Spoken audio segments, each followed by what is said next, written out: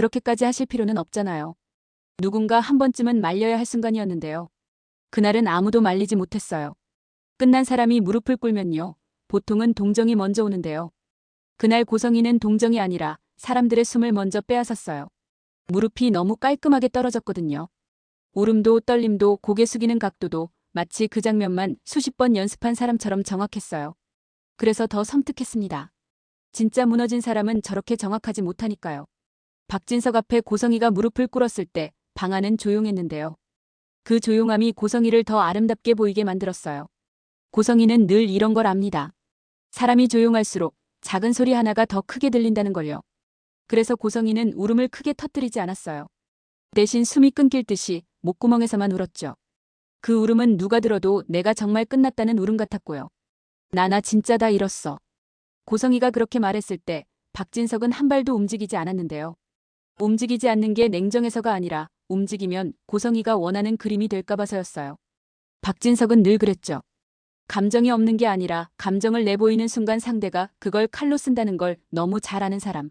그래서 박진석은 감정 대신 거리를 지키는 방식으로 살아남아 왔습니다. 고성이는 박진석이 다가오지 않자 울음의 결을 바꿨어요. 슬픔이 아니라 부끄러움의 울음으로요. 부끄러움은 사람 마음을 더 잘 흔들거든요. 내가 욕심이 너무 컸어. 내가 사람을 너무 함부로 봤어. 고성이가 고개를 숙인 채로 말했는데요. 그 목소리가 너무 낮아서 오히려 더 진심처럼 들렸어요. 박진석이 잠깐 눈을 내리깔았습니다. 그 찰나를 고성이는 놓치지 않았습니다. 고성이는 상대의 찰나를 먹고 사는 사람이라서요. 고성이는 손에 작은 봉투를 쥐고 있었는데요. 그 봉투가 자꾸만 박진석 시야에 걸렸어요. 사과하는 사람이 봉투를 쥐고 있으면 이상하잖아요. 뭔가를 건네기 위해 온 사람 같죠. 고성이는 그걸 의도했을 겁니다. 사람은 모르는 것보다 손에 든 무언가를 더 신경 쓰니까요. 박진석이 결국 물었어요. 그거 뭐야? 고성이는 봉투를 내려다보더니 갑자기 손이 떨리는 척했습니다. 척이라는 말이 잔인해 보일 수 있는데요. 고성이는 진짜 떨기도 했을 거예요. 다만 그 떨림이 후회해서 오는 떨림인지 흥분해서 오는 떨림인지가 문제였죠. 그냥 내 마지막이야. 고성이가 봉투를 내밀었는데요. 박진석은 받지 않았습니다. 안 받는다고 해서 끝이 아니에요. 고성이는 받지 않아도 결국 너 손에 가게 만들 수 있다는 걸 아는 사람이거든요. 고성이는 박진석이 받지 않는 순간에도 표정이 무너지지 않았고 그게 더 무서웠어요. 고성이는 울음을 멈췄습니다. 울음이 멈추면 공기가 확 바뀌는데요. 그 순간이 고성이가 진짜로 원하는 순간이었죠. 울음이 멈춘 사람은 울음으로 얻을 수 있는 걸 다 얻었다는 뜻이니까요. 고성이가 고개를 들었고 입꼬리를 올렸습니다. 눈가엔 눈물이 남아있는데 동공은 너무 맑았어요.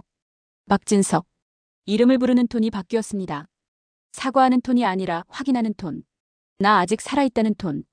그리고 고성이가 아주 조용하게 말했어요. 내가 모를 줄 알았냐? 그 말은요, 협박이 아니라 이미 알고 있다는 통보 같았어요. 박진석의 표정이 아주 조금, 정말 아주 조금 흔들렸습니다. 흔들렸다는 건 무너졌다는 뜻이 아니라 고성이가 들고 온 칼이 생각보다 더 깊다는 걸 깨달았다는 뜻이었죠. 고성이는 봉투를 톡톡 두드리며 말했어요. 나 무릎 꿇으러 온 거 아니야. 확인하러 온 거야. 박진석이 낮게 대답했습니다. 뭘? 고성이가 웃었습니다. 얇고 날카로운 웃음. 내가 나를 끝낼 수 있나. 그리고 마지막으로 고성이는 그날의 문장을 꽂았죠. 넌 끝이야. 그 말이 떨어진 뒤에야 고성이는 다시 울먹였어요. 이번 울먹임은 감정처럼 보였지만 사실은 마무리였죠. 사람들은 마지막에 울면 그래도 인간인가 하면서 마음이 흔들리잖아요. 고성이는 그 흔들림을 계산했을 겁니다. 박진석은 끝까지 반응하지 않았습니다. 반응하면 고성이가 성공하니까요. 박진석은 대신 고성희의 봉투를 바라만 봤습니다. 받지도 밀어내지도 않았어요. 그게 박진석의 방어였죠.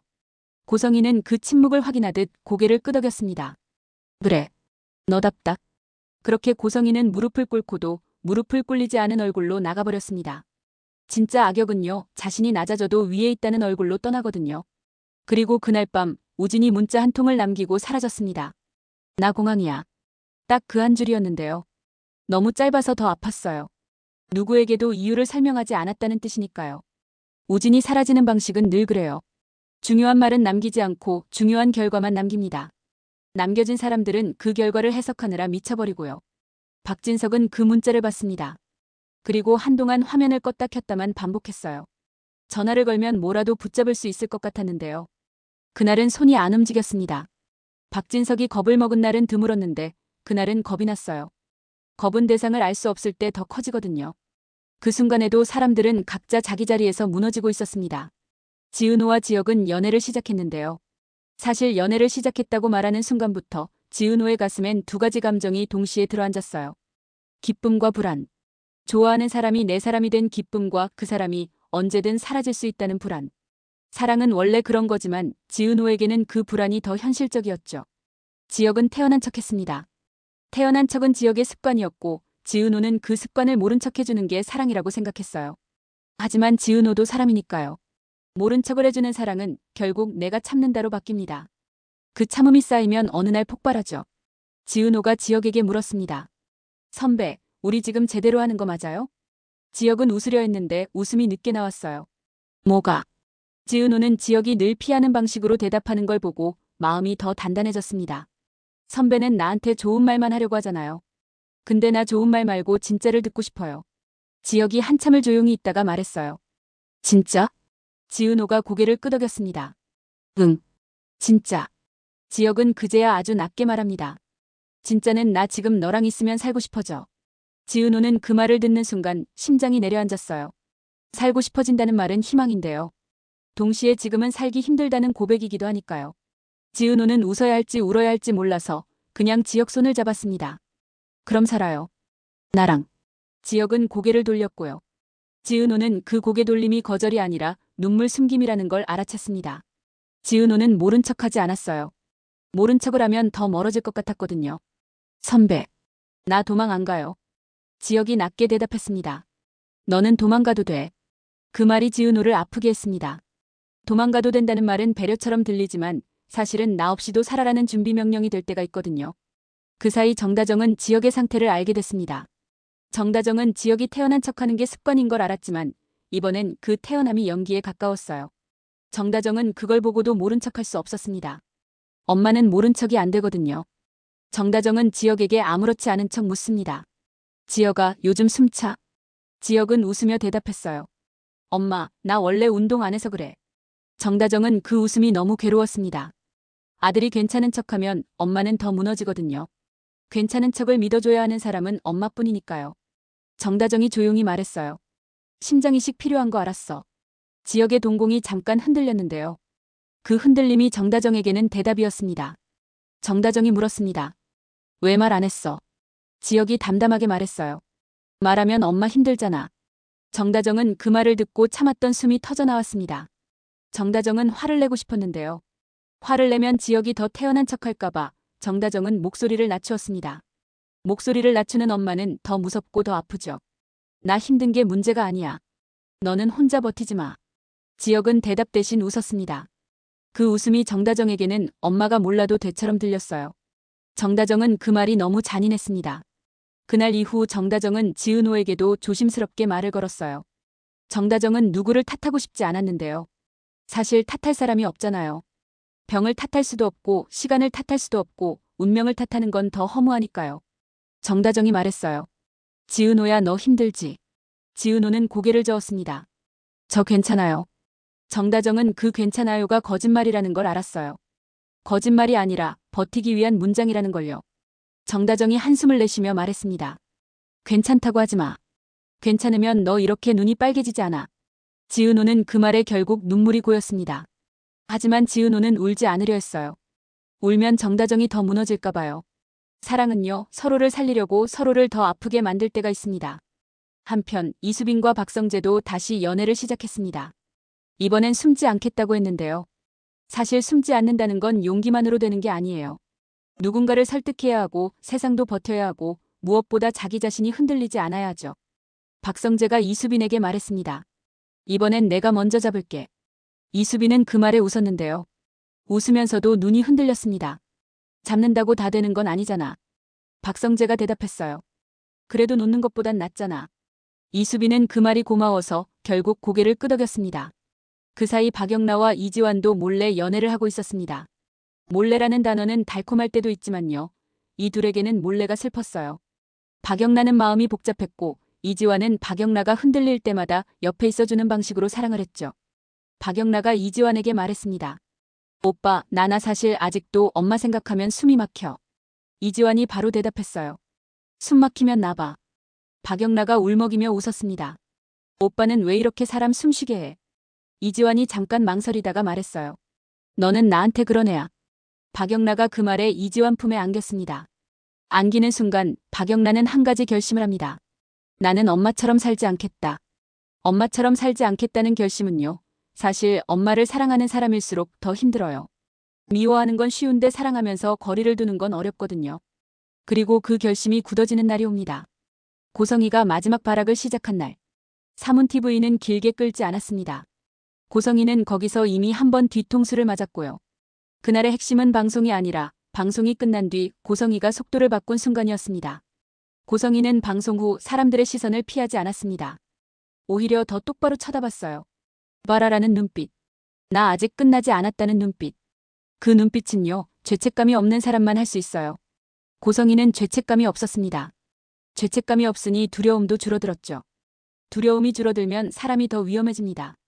고성이는 그날 밤 박진석 앞에서 무릎을 꿇은 걸 실패라고 생각하지 않았어요. 고성이는 그걸 침투라고 생각했죠. 무릎을 꿇으면 상대가 방심한다고 믿는 사람, 그런데 고성이는 더 노련했습니다. 상대가 방심하지 않아도 괜찮았어요. 왜냐면 고성이의 진짜 목표는 박진석이 아니라 박진석의 주변이었거든요. 고성이는 사람을 칠 때 사람을 직접 치지 않습니다. 사람의 의미를 치죠. 사람의 의미를 치면 그 사람은 살아도 무너집니다. 고성이는 그걸 너무 잘 알았어요. 그래서 고성이가 향한 곳은 박성재였습니다. 박성재는 지역의 친구였고 박진석에게도 결코 가볍지 않은 존재였고 무엇보다 지은호와 지역이 버티는 이유들과 연결되어 있었어요. 고성이는 그 연결을 끊으면 여러 사람이 한 번에 무너진다는 걸 계산했죠. 그날 고성이는 웃었습니다. 다 잃었다고? 고성이는 속으로 중얼거렸어요. 아니, 아직 하나 남았네. 마지막으로 남은 건 남의 눈물. 고성이는 남의 눈물을 마지막 자원처럼 쓰는 사람이었으니까요. 고성이는 박성재를 노렸습니다. 그리고 이번엔 실패하지 않겠다고 마음먹었어요. 고성이가 무서운 건요. 마음먹으면 감정이 더 차갑게 가라앉는다는 겁니다. 분노에 휩쓸려서 실수하는 사람이 아니었어요. 오히려 분노가 정확한 실행으로 바뀌는 사람이었죠. 그날 밤 박성재는 늦게 움직였습니다. 평소라면 피했을 시간대인데요. 그날은 이상하게도 다 꼬였어요.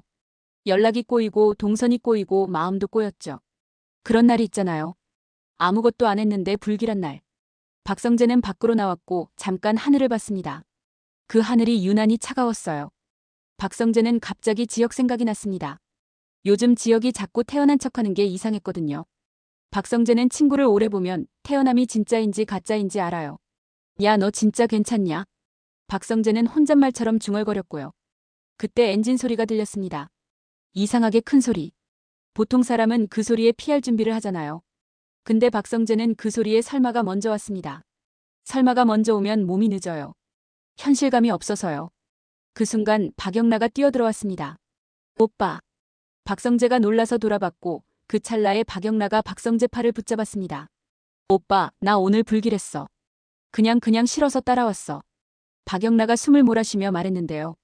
그 말이 끝나기도 전에 어둠 속에서 차가 튀어나왔습니다. 고성이가 탄 차였죠.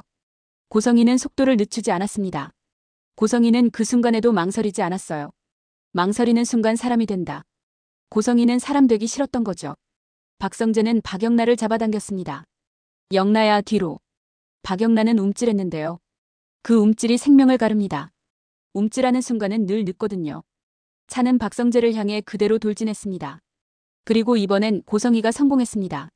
충격음이 밤 공기를 갈랐고요. 박성재의 몸이 떠오르는 게 보였습니다. 그건 사람 눈에 남는 장면이에요. 떠오르는 순간은 현실이 아니라고 믿고 싶어지거든요. 박영라는 그 자리에서 얼어붙었습니다. 소리가 안 나왔어요. 소리가 나와야 정상인데 소리가 안 나오는 게 진짜 공포입니다. 오, 오빠? 박영라가 입술만 떨었고요. 박성재는 대답이 없었습니다. 대답이 없는 사람 앞에서 사람은 미쳐요. 고성이는 멈추지 않고 도망치려 했는데요. 이번엔 경찰이 빨랐습니다. 고성이는 이미 사문TV 이후로 수사가 붙어 있었고 고성이의 동선은 어느 정도 예측 가능했어요. 고성이는 자기 자신을 너무 믿었고 그래서 흔적을 지웠다고 착각했죠. 착각은 늘 오만에서 옵니다. 고성이는 잡혔습니다. 근데 고성이는 울지 않았어요. 고성이는 미친 듯이 발악하지도 않았습니다. 고성이는 오히려 웃었습니다. 그 웃음이 너무 깨끗해서 경찰도 잠깐 멈칫했을 정도예요. 왜 웃습니까? 누군가 물었는데요. 고성이는 대답 대신 아주 조용히 말했어요. 이제 시작이네. 그 말이 사람을 오싹하게 만들었습니다. 잡힌 사람이 이제 시작이라고 말하면 그건 죄책감이 없다는 뜻이니까요. 박성재는 병원으로 옮겨졌고 의식불명 상태가 되었습니다. 지역은 그 소식을 듣고 병원으로 달려왔는데요. 지역은 달려오다가 숨이 차서 멈췄습니다. 멈춘 건 체력 때문이 아니라 두려움 때문이었어요.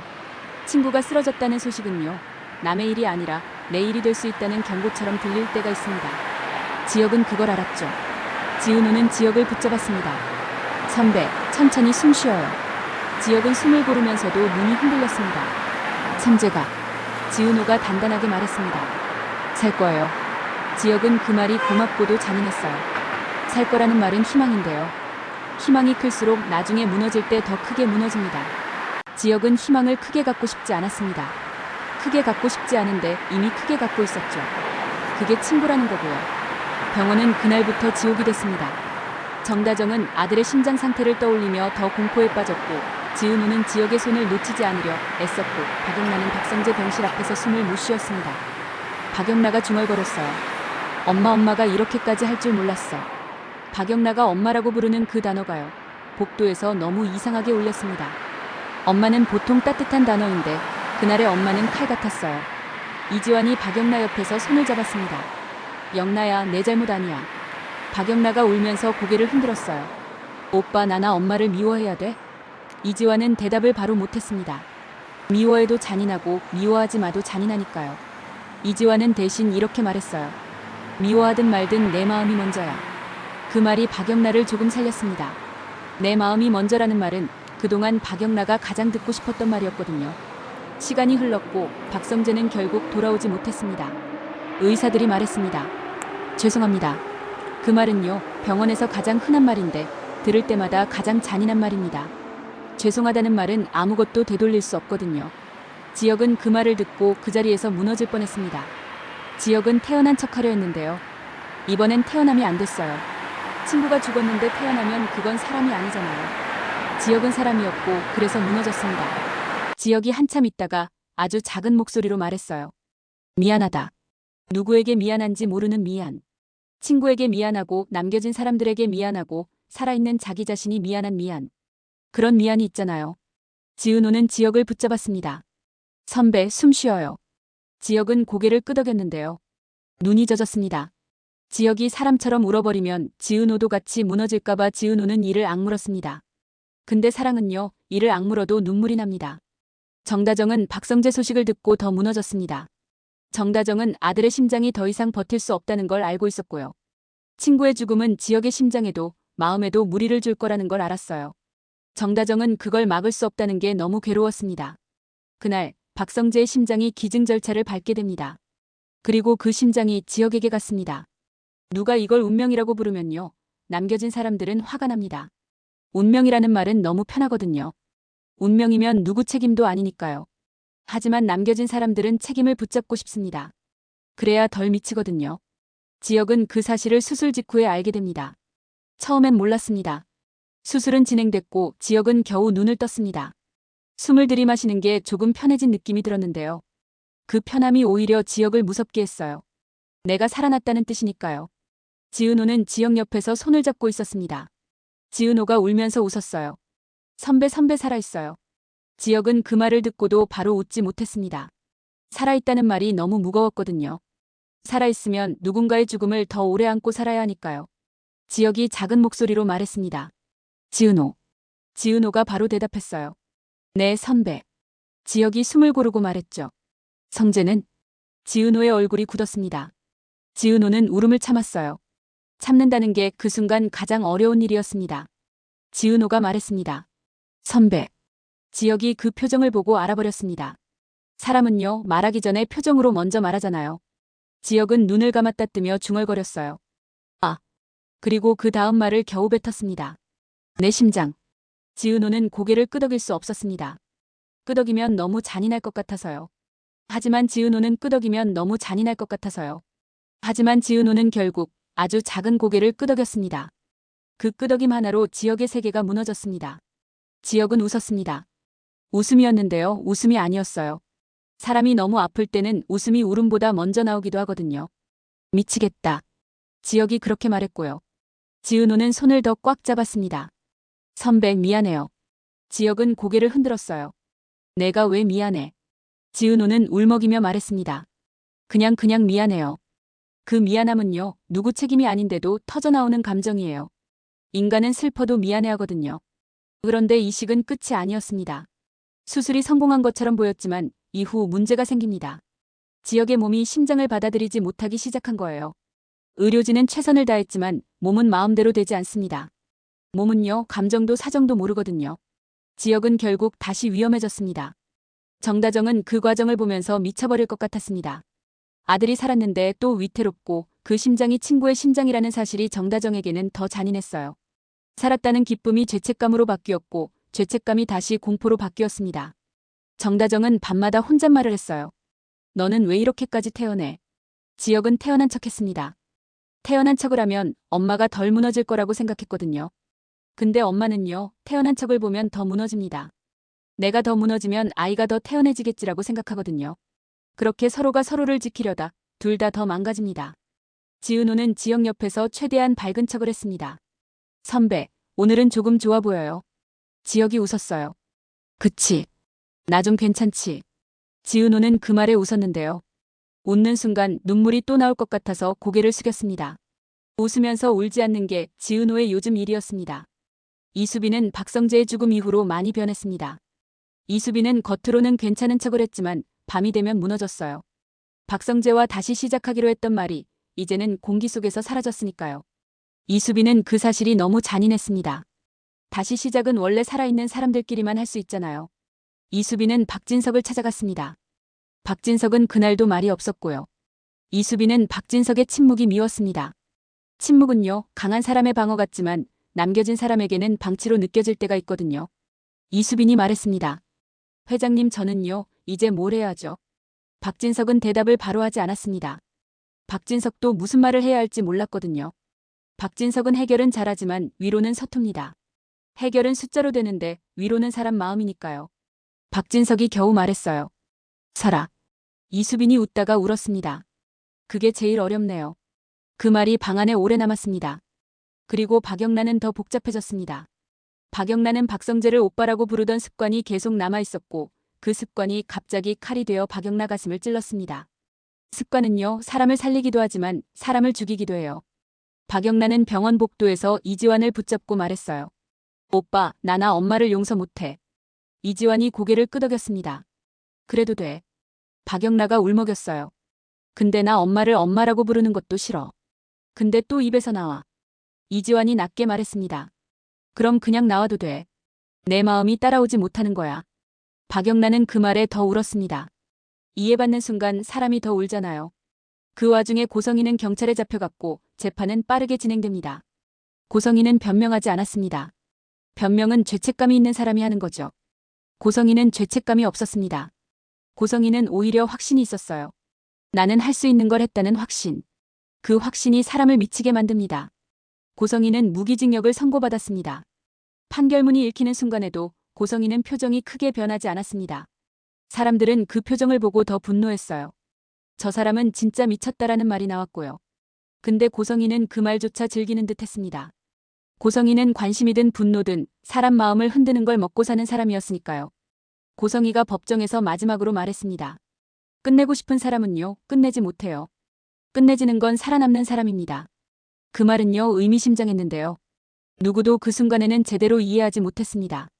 다만 박진석만 아주 잠깐 눈을 가늘게 떴어요. 박진석은 알아챘습니다. 고성희가 아직 끝을 남겨놨다는 걸요. 그리고 그 끝은 우진의 실종과 연결되어 있을지도 몰랐습니다.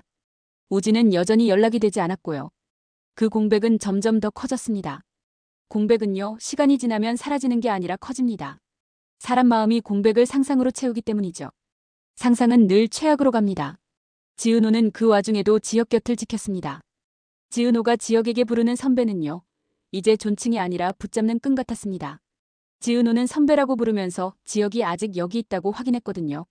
지역은 어느 날 지은호에게 말했습니다. 지은호. 지은호가 바로 대답했어요.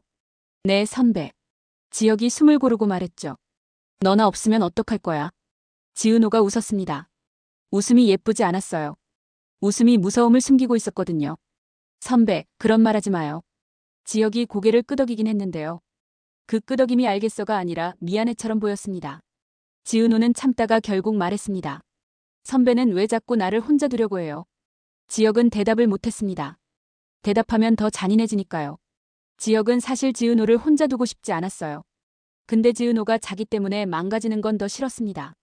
사랑이 사람을 이렇게 만들죠. 지키려다 상처를 줍니다. 지혁이 아주 낮게 말했어요. 나 겁나. 지은호가 눈이 커졌습니다. 뭐가요? 지혁이 웃다가 울컥했어요. 살고 싶어지는 거. 그 말이 지은호를 무너뜨렸습니다. 지은호는 울면서 웃었어요. 선배, 그럼 살아요. 살고 싶어지면 살아야죠. 지혁은 그 말을 듣고도 웃지 못했습니다. 살고 싶어지면 살아야 한다는 말이 너무 당연한데요. 지혁은 그 당연함이 지켜지지 않을 수도 있다는 걸 알고 있었거든요. 결국 이식이 무산됩니다. 사람들은 이식했잖아라고 말할 수 있겠죠. 하지만 이식은 수술로 끝이 아니라 몸이 받아들여야 끝입니다. 지혁의 몸은 끝내 그 심장을 온전히 품지 못했습니다. 의료진은 조정하고 약을 바꾸고 수치를 붙잡았지만 어떤 벽은 넘지 못해요. 그 벽 앞에서 인간은 무력합니다. 지혁은 상태가 급격히 나빠졌고 다시 중환자실로 옮겨졌습니다. 정다정은 그 앞에서 울지도 못했습니다. 울면 지혁이 더 태어난 척할까 봐요. 정다정은 울음을 삼키고 딱 한마디만 했어요. 미안해. 엄마의 미안함은요, 대부분 쓸모가 없습니다. 그런데도 엄마는 미안해합니다. 그게 엄마니까요. 지은호는 중환자실 문 앞에서 멈췄습니다. 들어가면 지혁에게 살아라는 압박을 주는 것 같았거든요. 지은호는 지혁을 살리고 싶은데 지혁에게 부담이 되고 싶지는 않았습니다. 그 모순이 지은호를 미치게 했어요. 지은호는 결국 들어갔습니다. 지혁은 눈을 뜨고 있었는데요. 눈이 너무 또렷해서 지은호가 더 무너졌습니다. 사람이 죽기 직전에 눈이 또렷할 때가 있어요. 그 또렷함은 나 이제 정리할게 같은 느낌이라서요. 지은호가 속삭였습니다. 선배. 지혁이 아주 작게 웃었습니다. 응. 지은호가 울먹였어요. 선배 나 오늘도 여기 있어요. 지혁이 고개를 아주 미세하게 끄덕였습니다. 알아. 지은호가 손을 잡았는데요. 손이 차가웠습니다. 지은호는 그 차가움이 너무 무서워서 손을 더 꽉 잡았어요. 꽉 잡으면 따뜻해질 것 같았거든요. 근데 사람의 온도는 손을 꽉 잡는다고 올라가지 않습니다. 지혁이 아주 작은 목소리로 말했어요. 지은호. 지은호가 바로 대답했습니다. 네, 선배. 지혁이 숨을 들이마시고 말했죠. 나 고맙다. 지은호가 고개를 흔들었어요. 고맙단 말하지 마요. 나나 아직. 지혁이 지은호 말을 끊지 않았습니다. 대신 지은호 손을 아주 약하게 쥐었어요. 그 약한 힘이요. 지은호에게는 마지막 인사 같았습니다. 지은호가 결국 터졌습니다. 선배, 나나 무서워요. 지혁이 아주 낮게 말했어요. 나도. 지은호가 울면서 말했습니다. 근데 왜 자꾸 태어난 척해요? 왜 자꾸 나 혼자 남기려 해요? 지혁이 눈을 감았다 뜨며 말했어요. 너 혼자 남기려는 게 아니라 너를 살려두려는 거야. 그 말이요, 사랑인데요. 사랑이 너무 잔인한 형태로 나오면 칼이 됩니다. 지은호는 그 칼에 찔린 채로 웃어보려 했어요. 선배, 나 살고 싶어요. 선배랑. 지혁이 그 말을 듣고 처음으로 눈물이 흘렀습니다. 지혁이 눈물을 흘리면 지은호도 무너질 것 같았는데요. 지은호는 이미 무너져 있었어요. 무너진 사람이 더 무너질 수 있나 싶지만 됩니다. 인간은요, 바닥이 계속 있어요. 지혁이 마지막으로 말했습니다. 지은호나. 그 다음 말이 끝까지 나오지 않았습니다. 기계 소리가 바뀌었고 사람들이 뛰었고 누군가가 이름을 불렀고 누군가가 지금 을 외쳤는데요. 그 지금은 늘 늦습니다. 늦은 지금은 사람을 더 괴롭게 만들죠. 지은호는 그 자리에서 소리내서 울지 못했습니다.